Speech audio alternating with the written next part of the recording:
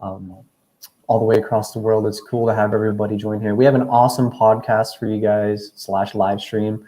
We're just need a couple of minutes to kind of finish up on our other platforms because we're going live on LinkedIn and YouTube and Facebook.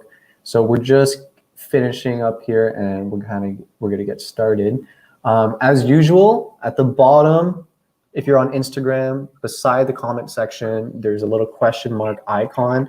If you guys want to leave your questions for Sean, we'll go over them near the end to hopefully provide some additional value for you guys. So yeah, I think we're just about ready to get started here. Yep. Yeah, Poi, do you want to run the intro? Sure. Hey everyone, welcome to the stream. I hope you guys are having an amazing day. Today we have Sean Carey with us, a producer from New York City. And we're going to let Sean kind of run this and kind of give his own bio here. Sean, hello. How are you? Hey guys. I'm really good. I'm excited to be here with you. Amazing. Yeah, if you could give us a little bio about yourself and what you do, we can kind of take it from there. Yeah. So I grew up in New York City. I went to University of Pennsylvania, and then I went right out to Los Angeles. And this is like 2004. And I started my career at a couple talent agencies. Initially, I'd interned at ICM in New York, and I started Endeavor. At that time, it wasn't a part of William Morris. And then I went over to CAA, Creative Artists Agency, and I was there for 3 years, and I worked for a hardcore talent agent. And I mean, do you guys want me to get into like the story of my bio or just the brief bio? 100%. I would love this story. Okay. So yeah, I was 21. I get out to LA. I was super excited to do that. I'd always wanted to get there. I grew up in entertainment. My dad was an actor. He was really old. He had me when he was 57. So I was part of a second marriage, and there was a big age gap with my mother. And my mother and my half sister are the exact same day and year, literally born September 10th, 1950. So that took a while for me to understand what that meant, but it wasn't that big a deal. My mom she was 32 when she had me, but they had like a 26-year age gap, but it was true love or whatever. Anyway, but he was in movies, he was born in 1925. His first movie was with John Wayne, a movie called Operation Pacific. He did over 30 movies in Hollywood. He was part of the old Hollywood system. He was under contract at Warner Brothers. He was in a variety of projects, a lot of Westerns. He did a Granny Goose commercial. He was in All in the Family. And he was like a big macho guy. He was, was in World War II and Korea, was a Marine. And he played, these kind of tough characters. And then, he moved to New York City in 1981. And he got a job on One Life to Live, a soap opera. And he wound up being the star of the soap for 30 years. He played Asa Buchanan. So he's the patriarch of this soap. And I know a lot of people don't know much about soaps. Back in the day, soaps were enormous. Like in the 80s, it was like 9 million viewers a day watching this show. And all these celebrity athletes loved it. Like Wayne Gretzky is a diehard fan of the show. And, all these athletes would hang out with my dad and the other guys on the show. So I grew up around entertainment in that regard, but in a different side of it, being around the studio, which was part of ABC on the Upper West Side of New York, and being in the world of soaps, I just knew that world. But I knew Hollywood was very different, and I knew I wanted to get out to LA. So I did all these internships through college. UPenn didn't have a film department, so they had like a film club, but basically I spent, they had like a card, and I'd spent all my money going to the bookstore and buying DVDs. And, spending all my parents' money on, my own little film collection. And that's what I did in this is the early 2000s. So I watched every DVD that was like classic cinema. And I did these internships. And one of them was out in LA at Ed Pressman Productions. He was like a huge independent producer in the 80s. And I got a lot of experience with that. And then I did ICM in New York the summer before my senior year. And then my senior year, I spent my spring break. I went out and interviewed in LA at Endeavor, and I got the job. So I was super focused throughout college about my entertainment career. Like knew I needed to get my foot in the door in Hollywood and get out there right away. I had these aspirations to run a studio like Urban Thalberg at the age of 25. Like I wanted, I was like, I'm going to make it happen in Hollywood earlier than anyone. And so I got out there earlier than anyone, like literally graduated, moved to LA and when I was 21 years old and was like in the agency rooms.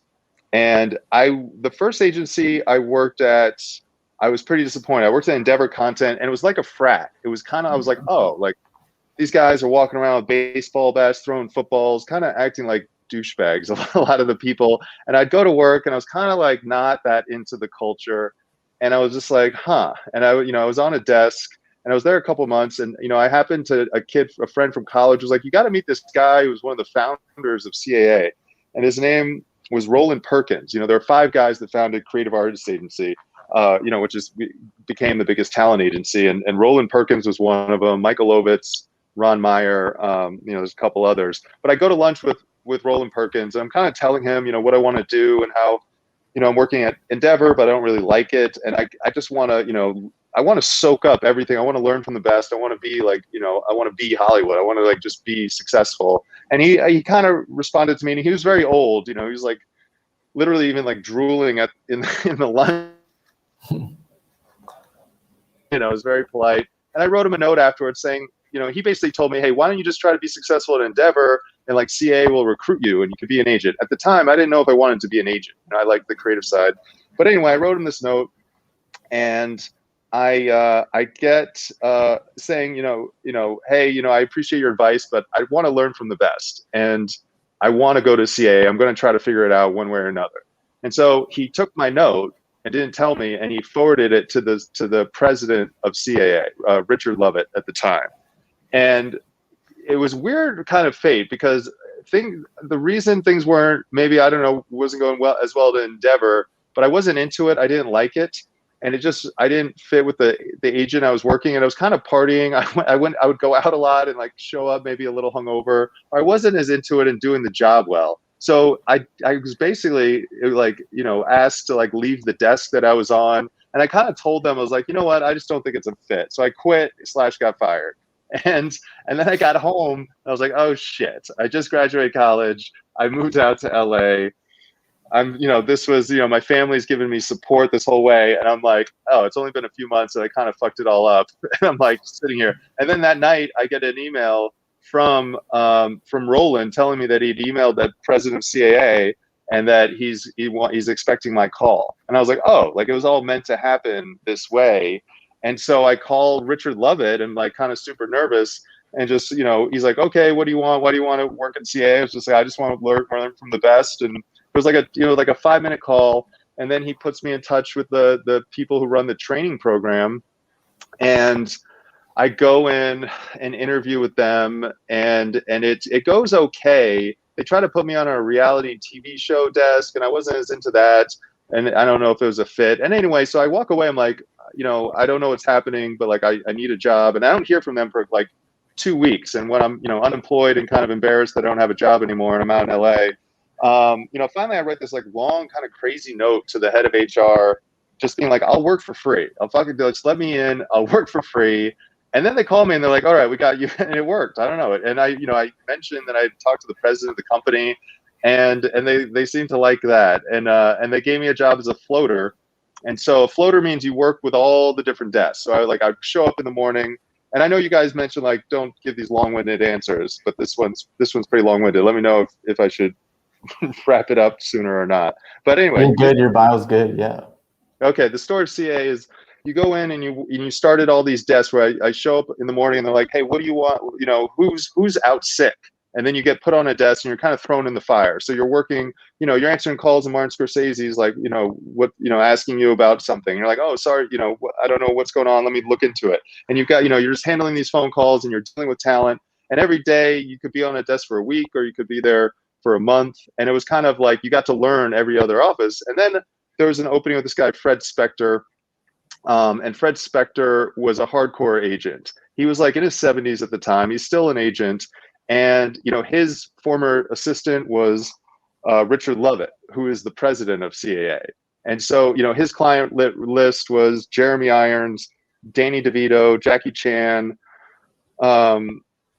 Helen Mirren, Taylor Hackford, Pierce Brosnan, Robert De Niro, Stephen Bochco, like the most eclectic group. Like Marlon Brando was his, before he died, it was his agent. He kind of had this kind of Hollywood royalty client list that was also very diverse. So I was like, no matter what, he had a tough reputation. No matter what, I was like, I want to learn from this guy. He's been around Hollywood. He was Lou Wasserman's driver. And if people know Hollywood history, Lou Wasserman, started MCA, one of the biggest talent agencies that became MCA Universal, and he ran that. But he was a legend and a hardcore talent agent. So Fred learned from him. So I was like, okay, if I can survive this dude, I'm back on track, right? Like I'm back to where I was like, you're gonna run Hollywood soon. And so I did it. I was like, I'm gonna work for this guy. And he had 2 assistants, and I would sit in the office, and there would be another female assistant in the back, outside the office. And when I sat in the office, like we would be literally, like I would say 2 feet. I could smell his breath, and he would stare at me, and I would sit here ready to answer the phone, and he'd sit there waiting to see who it was and looking at his computer. And so the phone would ring, and I'd be like, Fred Spector's office, and just have to listen, or it could be anything, right? It could be a contract, it could be a client. Like the clients were easy to be like, oh, please hold for Fred. Hey, it's Danny DeVito. That was his favorite client. And like, those are easy, and you get to know these clients really well. They call you, and you shoot the shit. But then you're like, if your friends call, you're like so nervous. I'm still 21 at the time. You can't talk. You don't have a life. And, he's looking at you, and if something's a little bit, dodgy or, more complicated, he's watching you handle a phone conversation, and then like screaming and pounding the desk, like, what the fuck? And, just getting in your face. So you can imagine being on eggshells every fucking day when you go, and I don't know if you guys curse on this podcast, but I get passionate or thinking about these moments, because I'd go into the office wanting to kill myself. And it would be every morning on eggshells. He'd have this 8:30 staff meeting every Wednesday, which the whole motion picture, the whole film department. And you go in, and it starts at 7:30, but at 8:30 exactly, I just show up with his perfect tea, the way he liked it, with the right amount of honey and the thing. And I'm like 6'3" or 6'4" almost, and a big dude. So like I'd walk in, and you have to like creep through, like everybody's crowded into this one thing, and he's all the way at the end. So everyone's looking at me like this kind of big idiot who's walking with his tea, and I had to do that. And everyone would like look at their watch and be like, oh, is he on time? Like, I mean, it was so meticulous. Like you had to nail the tea. You had to be there at 8:30. That was Fred Spector's thing. So, it was everything you think about a Hollywood agency. He threw a phone at me. He yelled at me, and I was still, 21. So I was out in LA, going out, hungover a lot. And like, I never wanted to be a secretary, right? Like I never was like, hey, I'm going to college, I'm going to Ivy League school, I'm going to Hollywood. I really want to learn how to be a personal, assistant. That's not what you go out there for. But if you don't do that, if you don't learn those skills, you will never survive on the producing trajectory. And I mean that, or even the business trajectory, really. It's the skills of being so organized and managing so many projects and prioritizing and keeping track of so many little things, and communicating internally, externally, through email, through phone, and expenses and contracts, and just learning the ability to be organized and deal with the functionality of what the day-to-day of like a secretary or assistant, or is really the training ground. It is like business school in that regard, where working in a company like that, you can't move forward unless you really become an amazing assistant. And not because you're good at reading scripts or good at creative ideas, because you're good at answering the phones and making sure the administrative things are handled so well and so seamlessly, because they trust you with their livelihood, right? You're sitting there and you're really managing the business for this individual agent. Each agent is their own business, and they all are competitive with each other. They claim to collaborate, but they're all looking out for themselves, and they put so much responsibility into their assistants that it is like, this important stepping stone. And at 21, it's kind of like, yeah, it's tough. Some of the assistants were in their 30s. They were lawyers who decided they want to make it in Hollywood, and they go to CA and then start from the bottom in the same place. And it was kind of it was a cool place. And for anyone who's out there is interested in this path, it was so much fun. I met my best friends there, like still friends to this day. They're all doing different things in Hollywood. People stay as agents, people become managers, they become writers, they become producers. it's a great place where, a lot of young, fun people who are, creative and probably have moved from another city out to a place. So they, are looking to have like new friends and do things. And everyone, part of the job is also going out and like, being at parties, networking and doing all that stuff. So it is a great environment. It's super stressful. I had an opportunity then after Fred, I worked for him for a year. He fired me like 3 times, but then I just kept showing up the next day and he like forgot about it. So it was kind of that kind of stress. And then I worked for an agent internally that was really cool. And this is like, and I guess, I don't know if this is all helpful, but he became a mentor and he was like the nicest guy in the world. And it's such a difference. You kind of realize when you work with people, you can be nice. Like you don't need to be hardcore and a dick. And it was such like night and day of working with this guy, Brian Weinstein, who's now the head of J.J. Abrams' company, Bad Robot, is the president. But he was at CAA for, I don't know, maybe 15 years. And I worked for him and he just welcomed, and he was more of a business guy. I kind of was like, I learned the talent side from Fred and all these things. This guy, Brian, was young. He was in his 30s. He was brought in to kind of grow business opportunities for talent. And so it was a unique time. This is the dawn of the digital age. Like we were trying to get YouTube as a client before it got bought by Google. We started Funny or Die, like from the desk, literally, going to the client. Will Ferrell's a client, coming up with this concept, like a PowerPoint, and going to Sequoia Capital, getting some money. And like within the company, we launched it. I was running around like, doing a lot of the uploading and dealing with that stuff. So it was very entrepreneurial, but with the creative sensibility and like new media. So it was a really cool, he was like at the intersection of all that. And he was also, a sports fan. So overnight they started CA Sports, where they basically, it was a unique opportunity. The head of CA loved sports, and these 2 agents that were available from IMG, everyone was hunting them down. So, they brought in this guy, Tom Condon, who's now the head of football, and Casey Close, who's the head of baseball. And, he repped Derek Jeter, Condon repped, Peyton Manning. So overnight they've got 2 of the biggest football agents. And they're like, we need to grow our sports business. And I was in the middle of this, and these guys had no idea how to grow a sports business. They just love sports. And so it was really interesting to be at that intersection.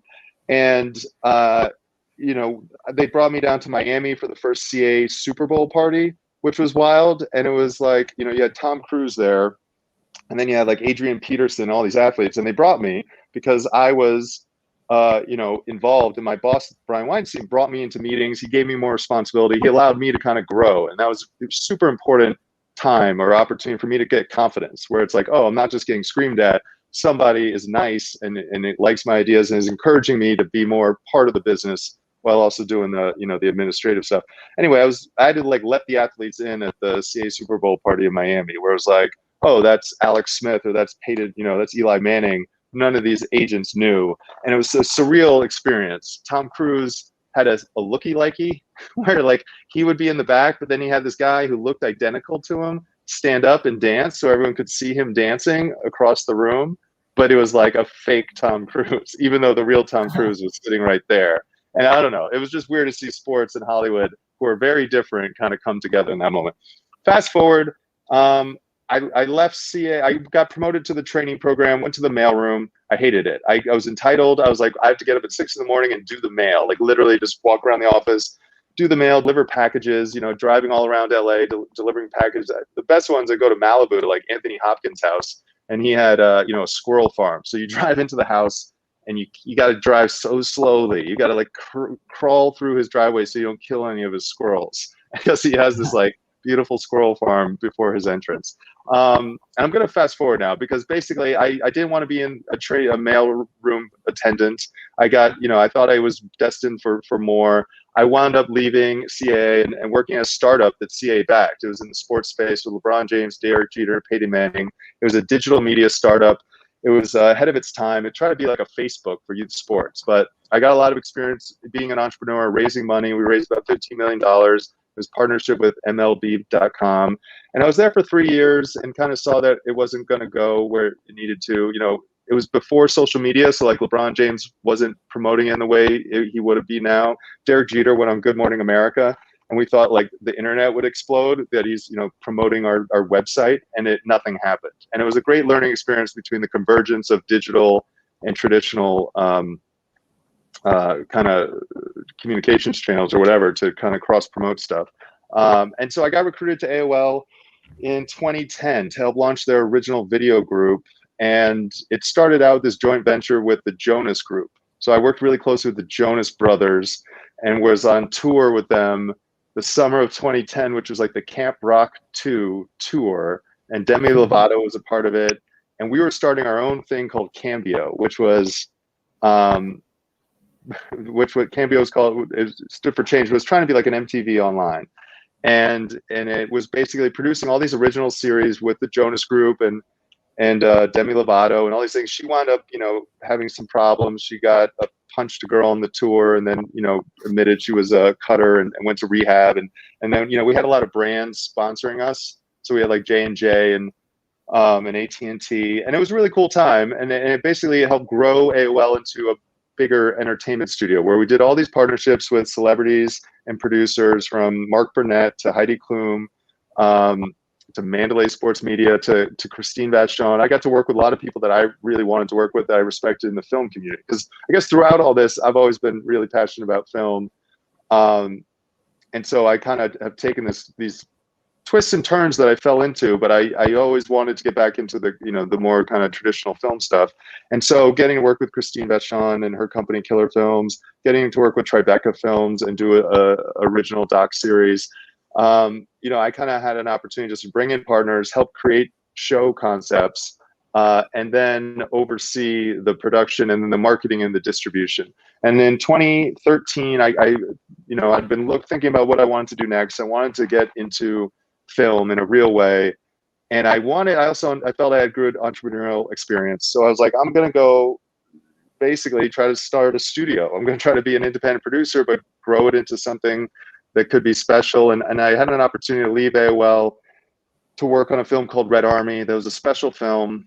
It was, I'm not a hockey fan or a fan of Russian history, but it was this amazing story about the rise and fall of the Soviet Union through the lens of the greatest hockey team of all time.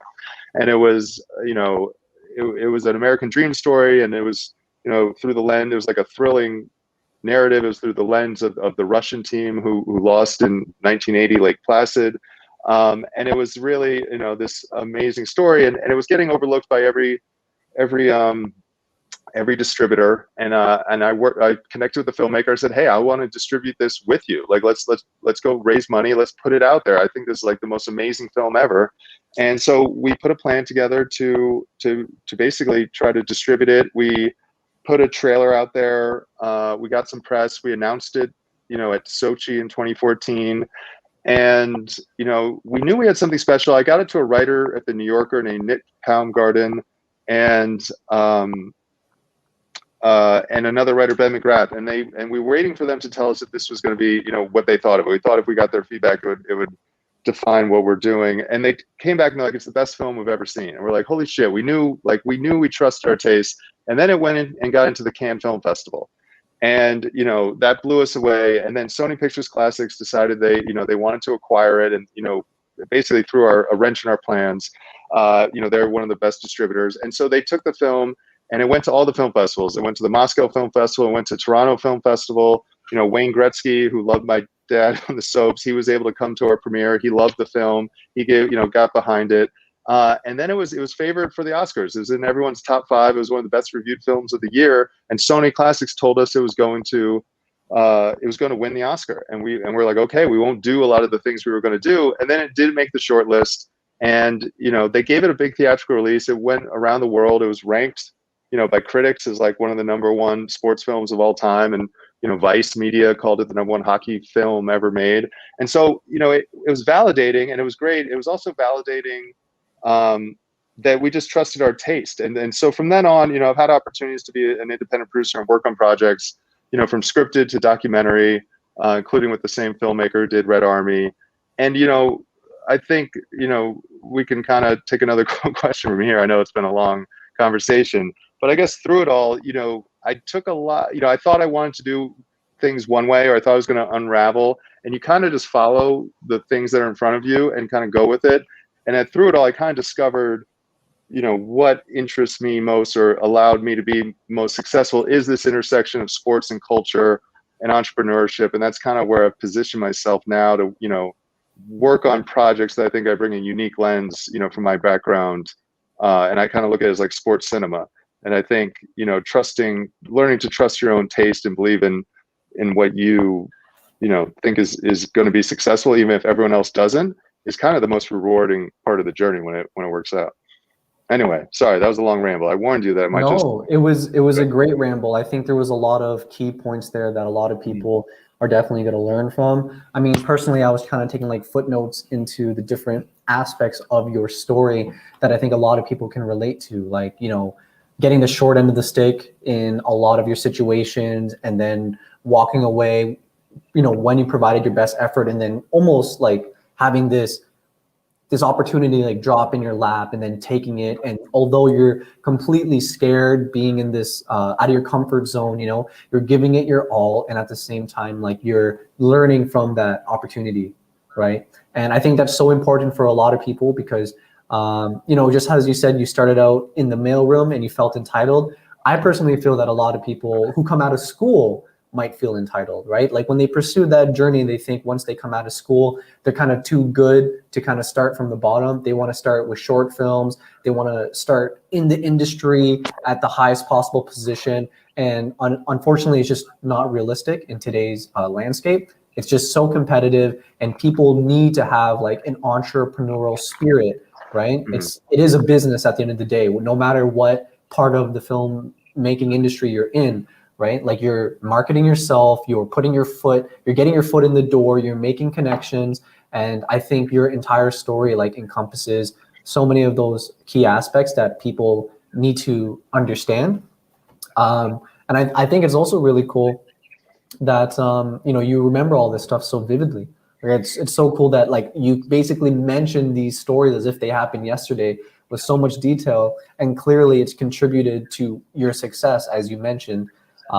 Pulling from your previous experiences to become where you are now, like becoming a better producer, filmmaker.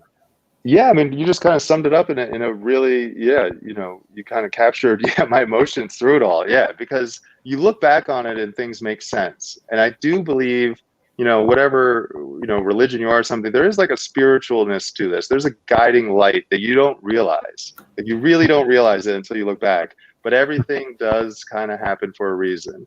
And people step into your life, or things happen, even if they go terribly wrong, even if they're disasters, you'll look back and be like, oh no, but that allowed me to do this, or that introduced me to so-and-so. And it's really, being aware of that and just knowing like every step of what you're doing, and the people you meet, don't dismiss them. Like, recognize that you may be working with these people 10 years from now, especially early on. It is so rewarding. One of the things, it's so hard to trust people, right? Like, it's so hard to meet new people and trust people. So when you start out and you get to build bonds, and you get to either, hopefully you find relationships, or you get to start relationships that, you guys might meet at a time, 10 years later, that you're both in a position of power, but you know each other through and through. And so you've got this trust or this history, and that means so much, because otherwise, without having people that you trust and enjoying it and feeling almost relaxed to be yourself, it's not fun. Like, it's not fun to not be yourself. And it's like, sometimes if you are yourself, it burns you, right? Like, if you are yourself in front of the wrong people, it can backfire in the sense, you just might be out there a little, you're not sensitive to what you're saying in front of everyone. But like, if you've got a comfortability where, people you're working with, you're not like a bad person, but like, you can kind of, say a lot of things, or not be afraid to fail, or say things that are dumb, because, that freedom and that kind of, being able to be relaxed when you work and kind of throw out ideas and things is what, makes it enjoyable, but also allows you to be more successful, allows you to not think about all these kind of politics, or these, these other issues, or what people think, or their agendas. If you can kind of like be in environments that really everyone's on the same page about the goal, and just like, hey, we all want to be successful. If, if the creative, you get, if everything we're doing is about making the project, or, more successful, and, people can kind of let their egos go, or they know that, hey, if this is all successful, we're all going to, win together. It's such a different feeling, because, being in the agency world, or being in other places, that I've learned is like, it just takes away, and years could go by. And if you're if you're just thinking about those things instead of like the things that you are kind of your pure passion, you know, it's kind of like not worth it.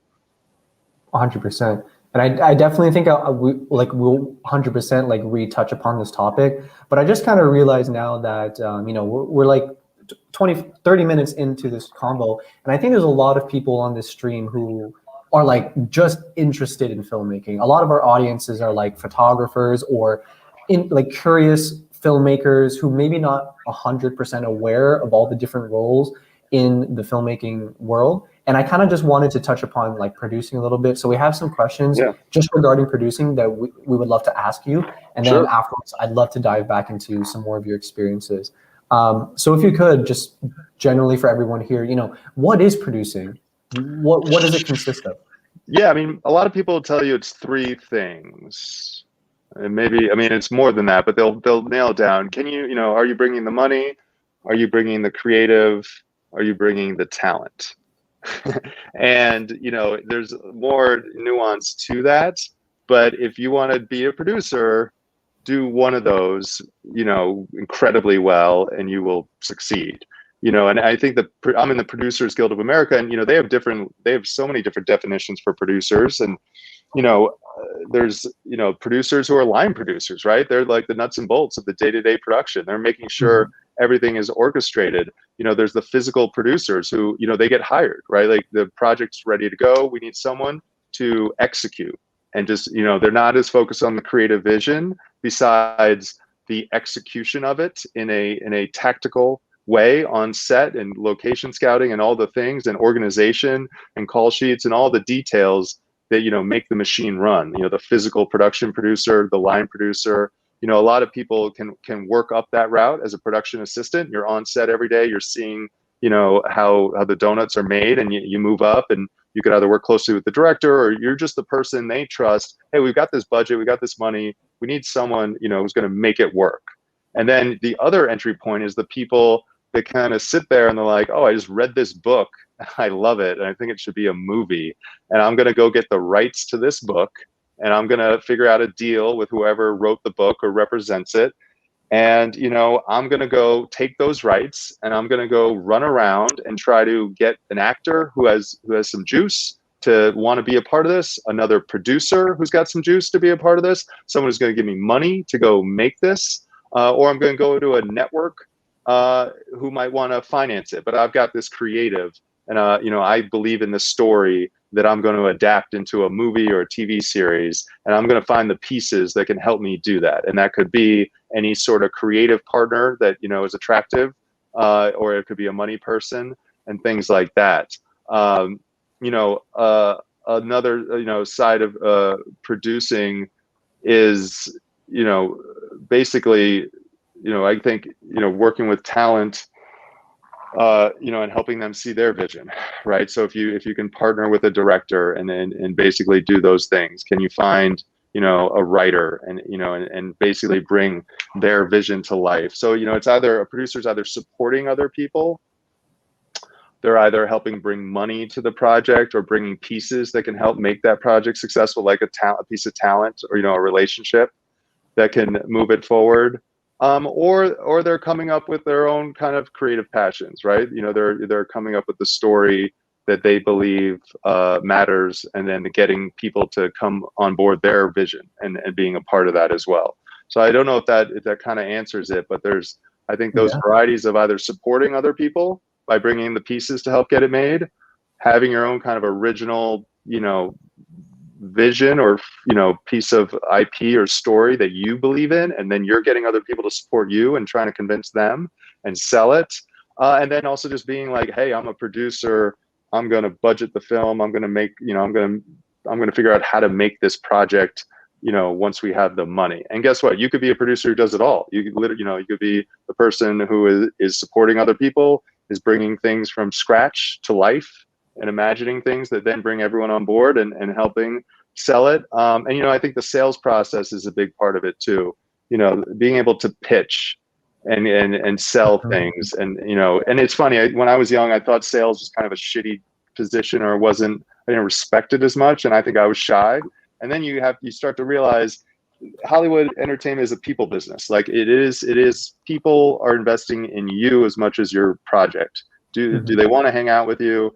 Do they like you? You have to be likable. You have to earn their respect. You also have to be interesting and kind of original. So it's like, part of the process is you got to like really grow into yourself to succeed. You got to grow in to like what makes you special, feeling good about your, confident about what you bring to the table, and just feeling comfortable with a variety of people. That's what a producer really has to do. They have to be comfortable with boring kind of finance people and be able to speak to them. They need to be able to sit down with directors, writers, creatives, and be comfortable kind of talking. And guess what? When you're doing this, the rewarding process is you can kind of flesh out who's for real and not, because everyone's gonna be like, what shows do you like? What do you watch? What do you read?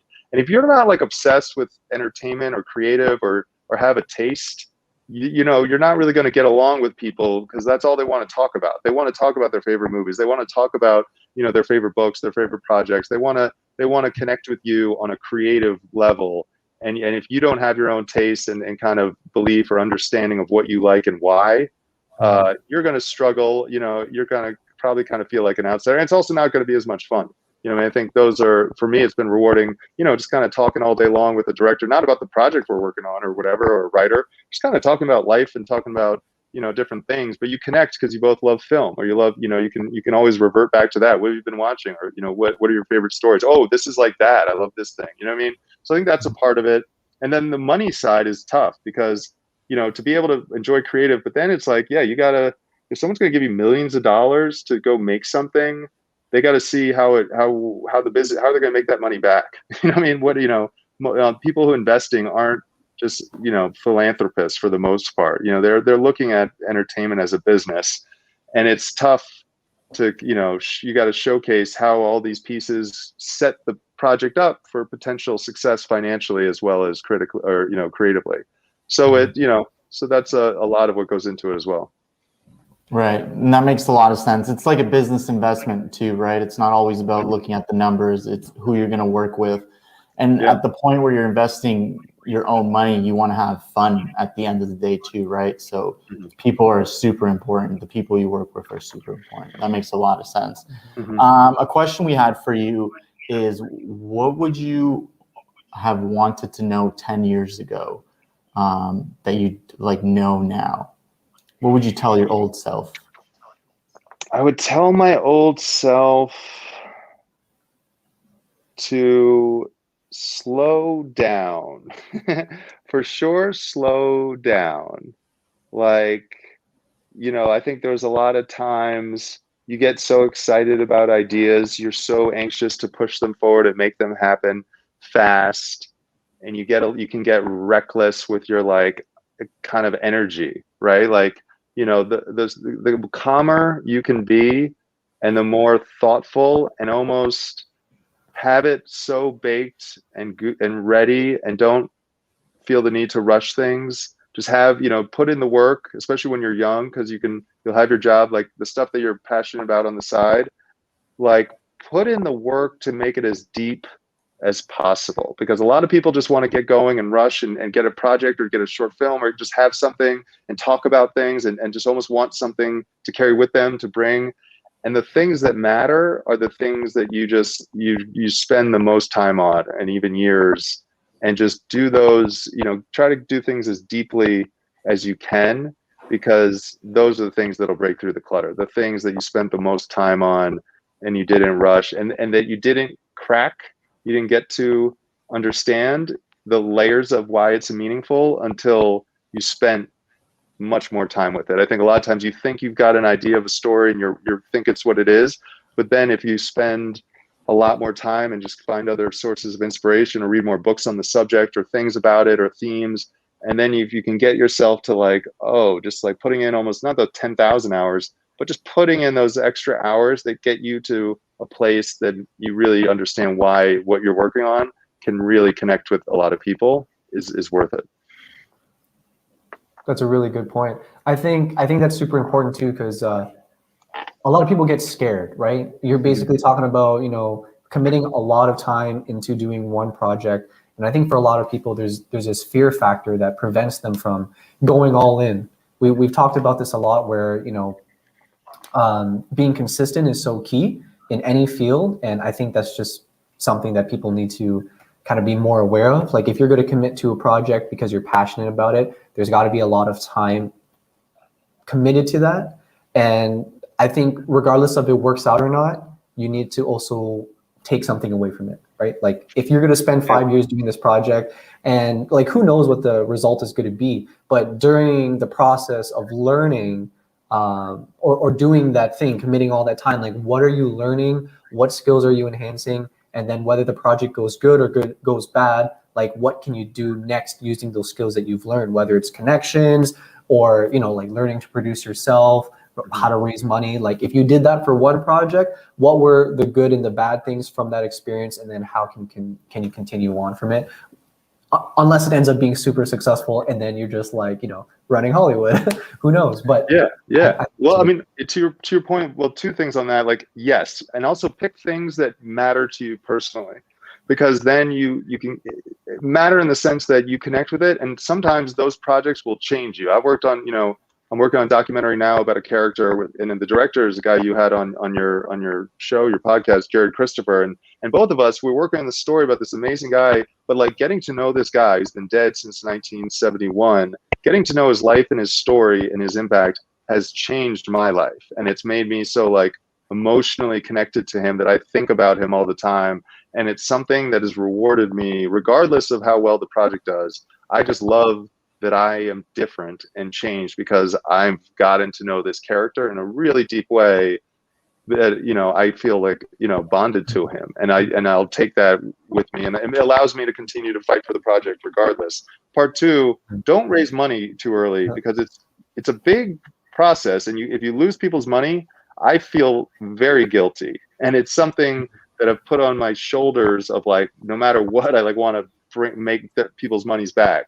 And like, there's something to, don't put yourself in a position to take on debt or do things too early, because, you know, it's easy to think everything's going to work out. It's really hard to get things made. So I would be very cautious in how you raise money if you're doing things independently, because it can hurt relationships, but also you just don't want to, you know, have that history or that track record of someone who was shitty with other people's money. Not that I have been, but just that you know, it's just, I don't know, it's a big responsibility to take other people's money. So I would just be, you know, don't just assume people can throw away money.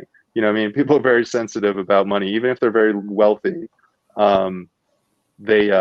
You know, they're probably wealthy because they cared about making money, and so they're not happy for you to just lose it. You know, be humble to them. Don't just kind of dismiss, oh, well, you have more money, it's okay. Don't act, you know, be very grateful always when someone gives you money for your project.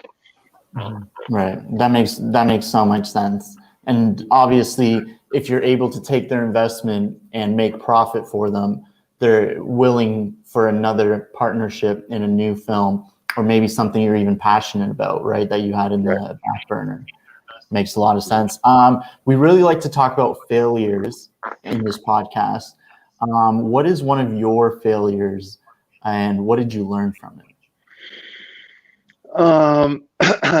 Yeah, I've got a good one.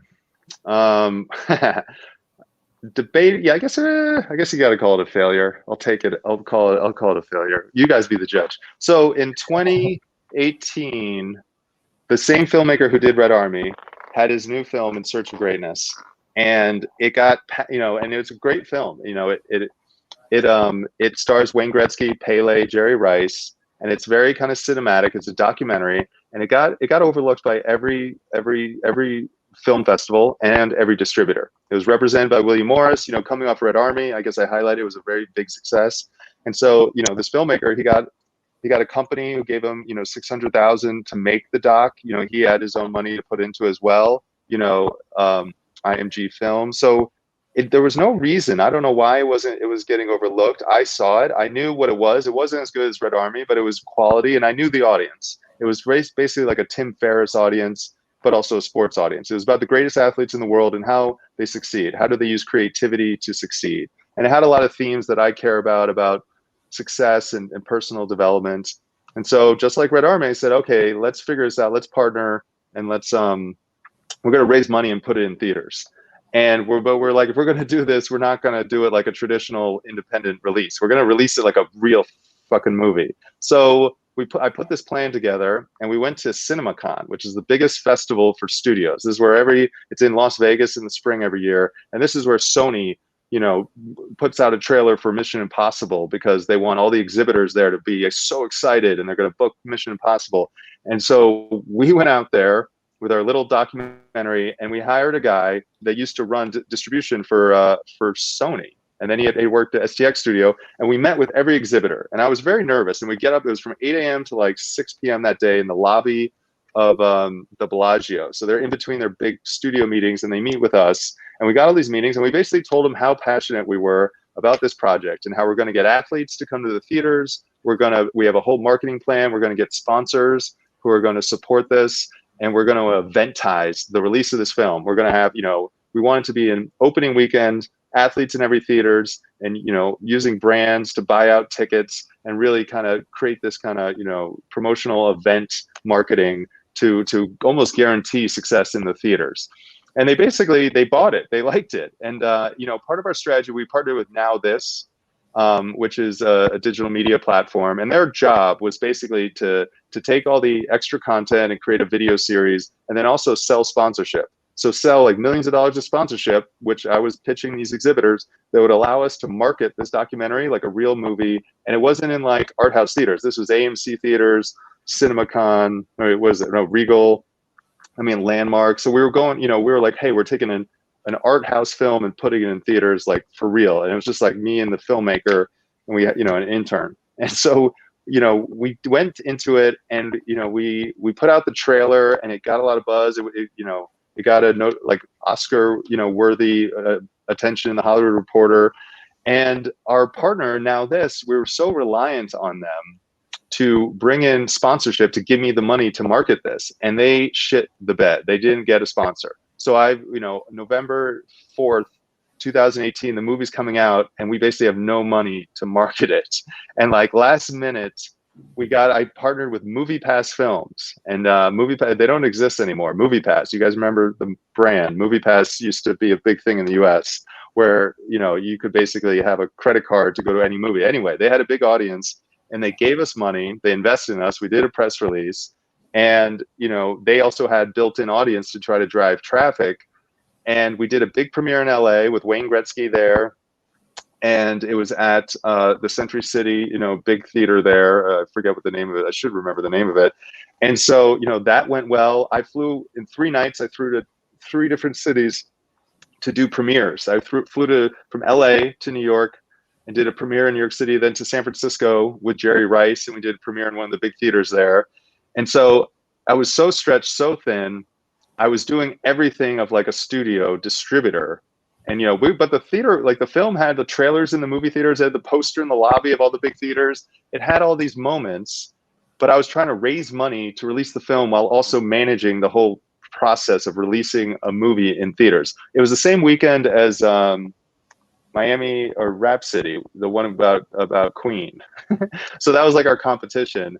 And so the movie came out, and it opened in 19 theaters across the country. And it didn't do well opening weekend, and everyone was freaking out. And I didn't know what to expect. I pretty much knew it wasn't going to work out. We didn't have the budget to really market it. We had all these partners. We tried to activate schools. I basically learned that everyone's full of shit.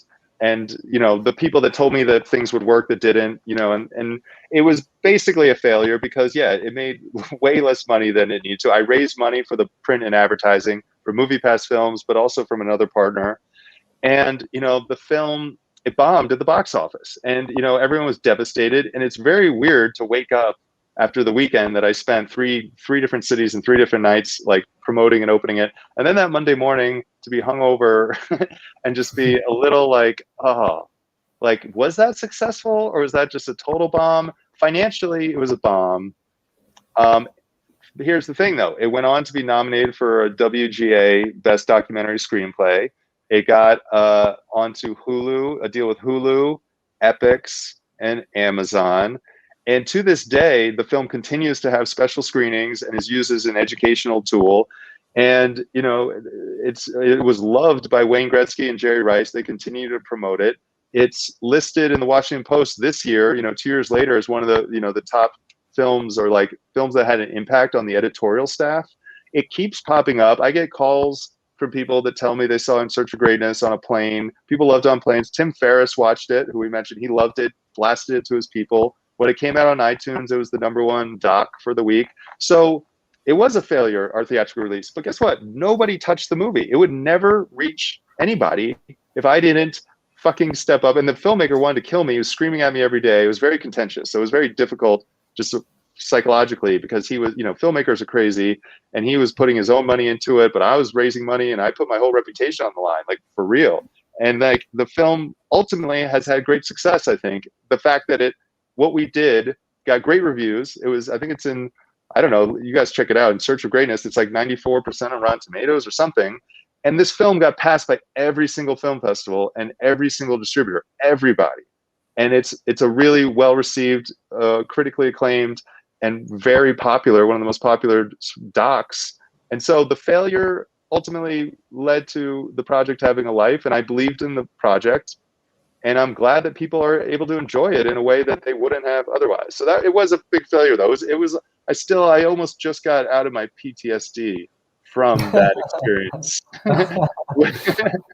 Yeah. So, actually, that's kind of funny that you mentioned two things. You mentioned your PTSD, which I thought was hilarious, and the psychology that you're kind of experiencing during that time. Something that I always like to talk about that I think is very useful is, the psychology, or your state of mind while all that stuff was happening, like when you're in the thick of it and people are telling you we're not going to distribute your thing.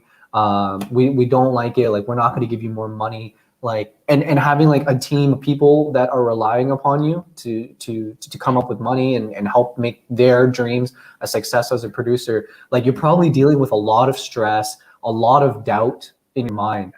How do you handle that? What helped you push forward in those moments? Yeah. So honestly, every day running is the thing that helps me with mental health more than anything. Like, if I can run and just release that, really, I mean, for other people, it could be yoga or whatever, meditation can also help. Just being calm and focusing on the priorities that need to happen. You can't control everything. All you can do is, if you feel like you're working as hard as you can, and you only do your best work when you're relaxed, right? So if you let things bother you, which is very hard not to, and that's why you can deal with things better when you're not, when you're clear-headed. So if you can exercise or release your kind of letting what someone said bother you. If you can just stay focused on what are the things that you believe will allow something to be successful, what needs to get done, focus on the work. And guess what? It may get done and work out well. It may not, but at least you said, hey, I prioritized the things that I thought needed to get done, and I just did what I could. If you stick with that and you don't try to scramble and get distracted, it's just really focus. How do you focus on what moves things forward in the way that you believe will allow things to be successful? And obviously, you want to be prepared for those moments, so you plan to be like, this is what needs to happen for for this to work. Or at least it's what I believe, and let's follow those things and try to execute them. So it's really preparation, and then just trying to follow through with the execution, because things will happen and you have to be creative, and you might have to shift what you think you want to do. But I think it's also kind of weirdly having a bit of faith, just having faith that if you're doing things the right way, you're trying to be a good person while you do it. You're not trying to screw people over. Your conviction of why am I doing this? You still believe in it. Ultimately people will forgive you if it doesn't work out, because they know you did it for the right reasons, or you tried your best. So it's if you're in it for the right reasons and you believe that, it allows you to kind of feel good about how you handle things. If they go well or not, at least you weren't doing it with malintent. Amazing. Right. Yeah. I feel like with that story too, something that was valuable was even though you had the big names in there, it was still not catching, right? And I feel like a lot of people think hey, if I make it to this point, right, and I have these people in my film, it's over, right? It's it's made it in that sense. But it's you're still working hard. It's still day one, right, when you were in the agency, you're working your butt off. to make this movie happen. And that's what it is all the time, right? There is never a break. You're always working hard. So I think that was very well said, and super important to hear. Awesome. I know you have a new project coming up, a documentary you mentioned with some big names like Jonah Hill and Drake. Can you tell us a little bit more about that? Yeah, it's not a documentary. This is something I've been working on forever. I don't know if I should be talking about it because I don't want to jinx whatever is going to happen with it. But it's and I don't know. Yeah, hopefully nobody. I guess I'll tell you about it. Yeah, it's a project I've been working on for like since 2013. You know, I got the life rights to this guy Jerry Tarkanian, who's a famous basketball coach from UNLV, and I knew the family personally because I played basketball and my uncle coached with him late in the 90s when I was playing, and I spent time around him. So I was able to go, meet with him before he died, and he's been inducted into the Basketball Hall of Fame. And when he died, they sunsetted the Las Vegas Strip. They shut the lights down and they've only done that for a handful of people from, Frank Sinatra, Elvis, JFK. So he's like this Las Vegas icon. He won the championship in 1990 with the coolest team of all time. They beat Duke by, 30 points. And so I got the rights to him, and I'd been developing this project for forever where, having different partners and initially having a writer and trying to write a film. And I spent 2 years doing research and interviewing everyone involved with the story, reading all the books. There's many books about it. He's a very controversial figure. And getting to know the family, getting to know the people that knew him, getting to meet all these other luminaries from Vegas who had ties to him.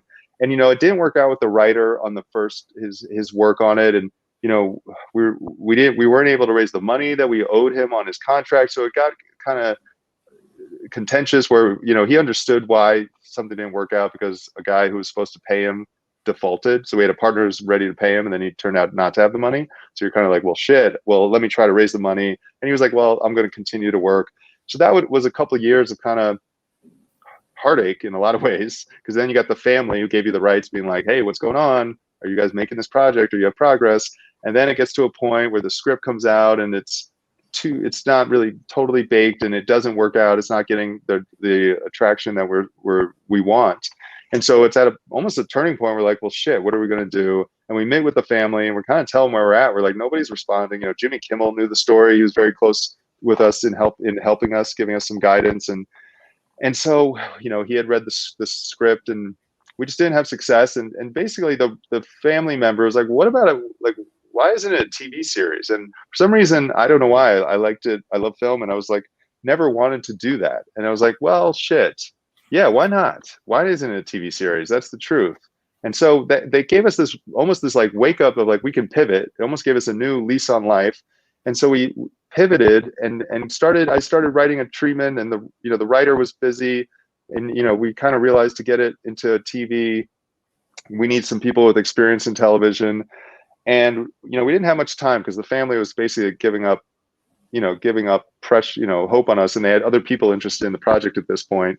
And so I was able to connect with a guy, put a visual deck together and really put my heart into the treatment of everything I believed in this and put it together. And by this time I knew the story so well I could really talk about his journey and why it mattered very passionately. And so we got to Rick Yorn, and it turns out he's just a diehard running Rebels guy. And Rick Yorn's he's the biggest Hollywood manager. He's like, Leo and Jonah Hill and Jennifer Lawrence and Martin Scorsese. And it was kind of this, like I said, a lot of this stuff is like, it feels like fate. You're just like, and he's just like, I love it. What's going on? And we meet, and he's like, I want to take it to so-and-so and so-and-so. And then, through a friend, we had a meeting set up right after him when I was in LA with Drake and his company. And they'd seen the deck, and we sat down with them, and I kind of gave them the spiel, and they were just like, yeah, we love it. We want to work with you too. And we're like, this speaks to us. It's everything we believe in. Drake used to rap about Gucci Row, which was a part of the story. He was a diehard UNLV guy.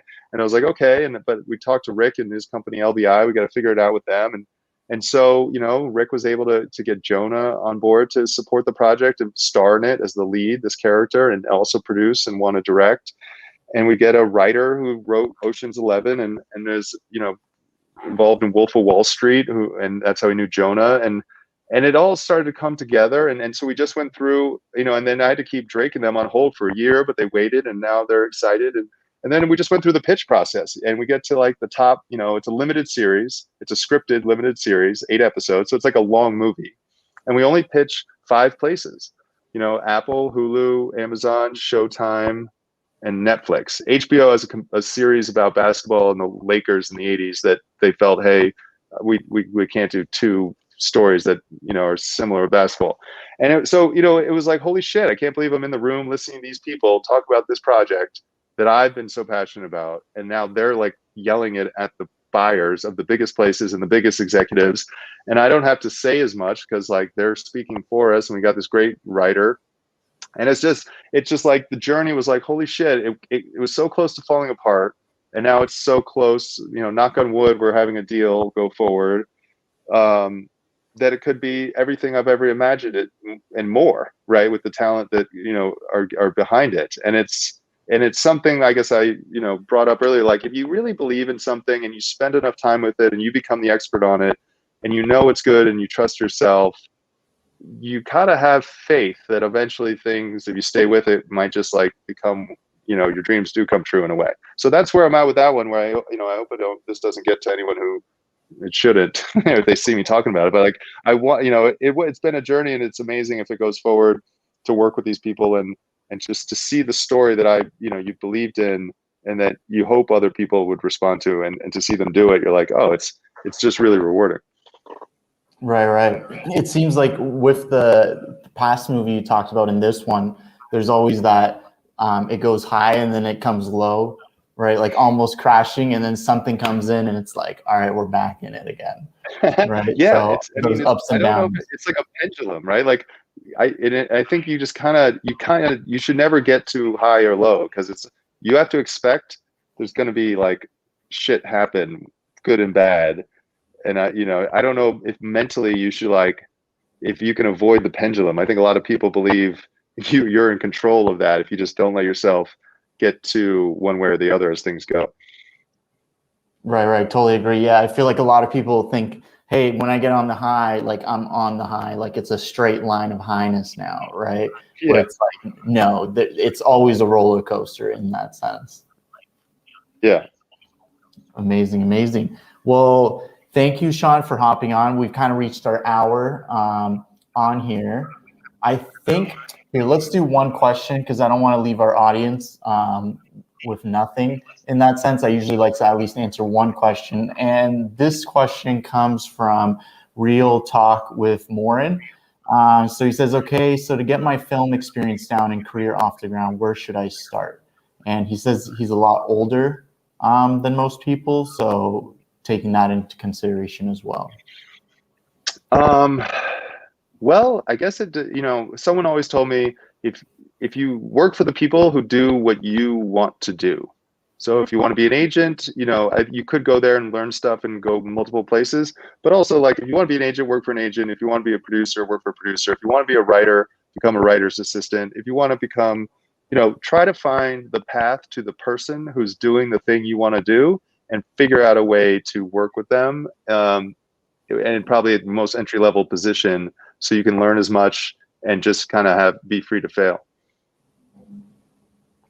Right. Yeah, that's a perfect answer. I totally agree with that. Find someone there who can get you to that route in that sense.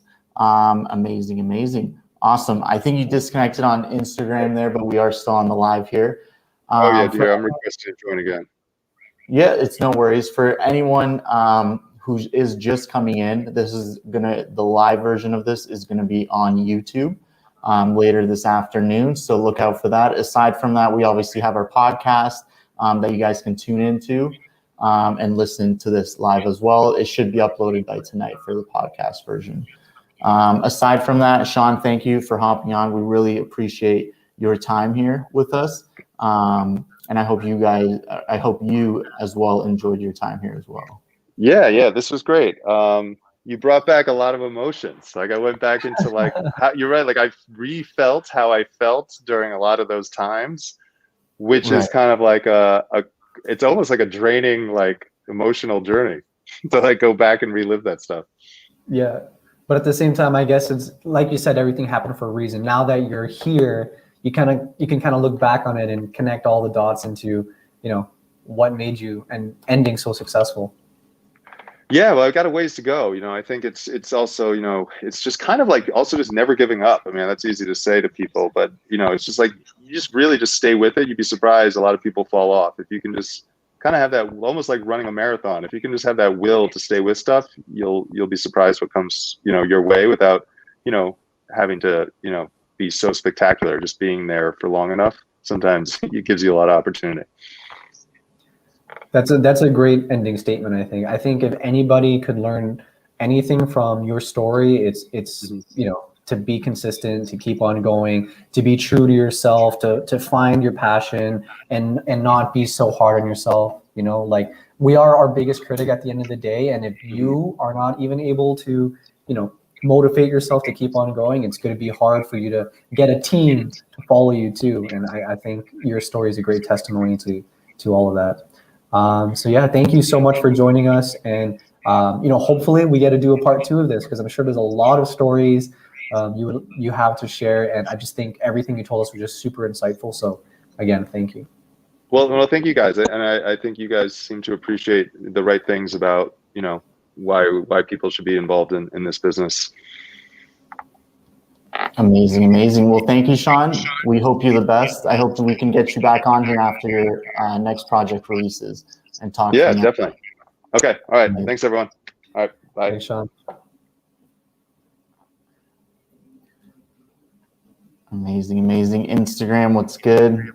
Live, what's good? Our next episode, we will let you guys know who's coming. Just check our feed on Instagram Live, and you guys should get the next guest coming in there. Aside from that, I hope you guys enjoyed this. I hope you had a great time, and we'll see you on the next one.